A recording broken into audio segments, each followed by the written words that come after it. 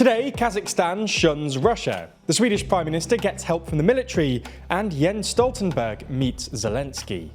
From TLDR News, this is your daily briefing for Friday the 29th of September 2023.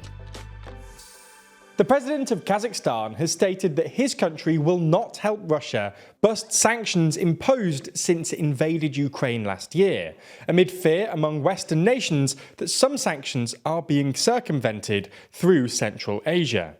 Following a meeting with German Chancellor Olaf Scholz in Berlin, Kazakh President Kassym-Jomart Tokayev said that his country has unambiguously stated that it will follow the sanctions regime, and added that we have contacts with the relevant organisations to comply with the sanctions regime, and I think there should not be any concern on the German side about possible actions aimed at circumventing the sanctions regime. Central Asian countries like Kazakhstan, who have strong economic and military ties with Russia as former Soviet states, were somewhat rattled by Russia's invasion of Ukraine, and Kazakhstan has since sought to distance itself from Moscow, including by refusing to recognise the annexed territories in eastern and southern Ukraine as part of Russia. In addition to the statement on sanctions, President Tokayev said that Kazakhstan was ready to increase oil supplies to Germany, with Chancellor Olaf Scholz highlighting that Kazakhstan is an important partner for us to broaden our supply channels and to make us independent of Russian energy supplies. The AFP has reported that pro-Kremlin propagandists have repeatedly suggested or threatened that Kazakhstan could be next in the Kremlin's sights after Ukraine. However, President Tokayev dismissed any fears about this, saying the border between Kazakhstan and Russia has been set out, largely demarcated, confirmed and ratified by the parliaments of both countries. We therefore have no concerns about Russia's territorial claims. There's more on the way, but be sure to subscribe and ring the bell to make the daily briefing part of your daily routine, or just search for us on your podcast app to listen along. This morning, the Swedish Prime Minister Ulf Kristersson has announced that he'll hold talks with the head of the Swedish Armed Forces and the Police Commissioner about ways to stop gang violence. This month alone, 11 people have been killed as a result of gang attacks. On Thursday, Kristersson made an address to the country in which he said that Sweden has never before seen anything like this, and that no other country in Europe is seeing anything like this. Speaking about a specific case, he added, a 25-year-old woman went to bed last night on a completely ordinary evening, but never got to wake up. We will hunt the gangs, we will defeat the gangs. Right now, it's not clear exactly how the military will resolve the issue, although some have suggested that they could take some duties away from police officers.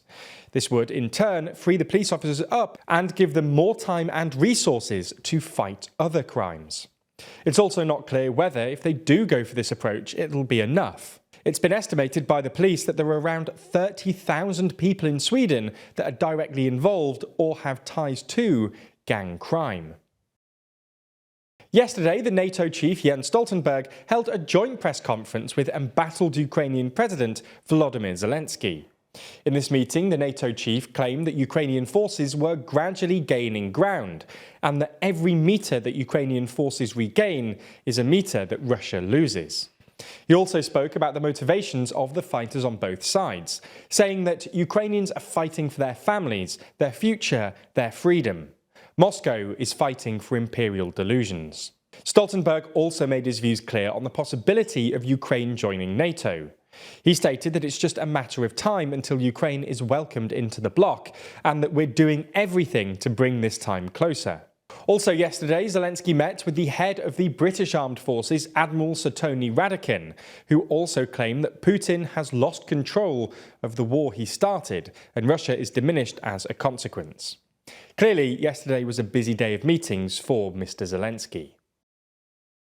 In a massive Forbes article this week, it's been revealed that workers at ByteDance, the company that owns TikTok, have been able to access the friends lists of anybody on the platform, including the Bidens, members of Congress, and international celebrities. Now, while it's true that all social media platforms will have tools that allow some workers to access granular information about users, this often comes with controls on who can access these tools and why. Forbes claims that what sets TikTok apart is the apparent lack of controls that exist on such intimate data, the ease with which it can be mined by workers who don't need access to it, and the inferences staff can make about individual users and their social circles from the data. These concerns are only heightened by the fact that the app is owned by a Chinese company and how the Chinese government may interact with it. This has already happened at other social media sites, with Twitter's head of security last year telling the US government that it had discovered spies and foreign agents on its payroll. Understandably, some are wondering, if it happened at Twitter, could it happen at TikTok? An arrest has been made here in the UK following the deliberate felling of a famous tree that sat behind Hadrian's Wall for nearly 200 years. The tree sat in the middle of Sycamore Gap and was made famous by its appearance in the 1991 Kevin Costner film Robin Hood, Prince of Thieves. It's now known as one of the most photographed trees in Britain. In fact, back in 2016, it was voted the English Tree of the Year in the Woodland Trust's Awards. Following its illegal felling, Superintendent Kevin Waring of Northumbria Police said, "This is a world-renowned landmark, and the events of today have caused significant shock, sadness and anger throughout the local community and beyond." There is some hope that the tree could technically survive. John Stokes of the Tree Council said, "It's very difficult to know if it will survive for sure, as I haven't seen it in person, but it's worth having hope. At this time of the year, trees begin to store energy in their roots for the next year's growing season, and it's possible that the tree may grow some new shoots next spring." A 16-year-old boy was arrested in connection with the felling. In the final uplifting story today, we discuss Netflix DVDs.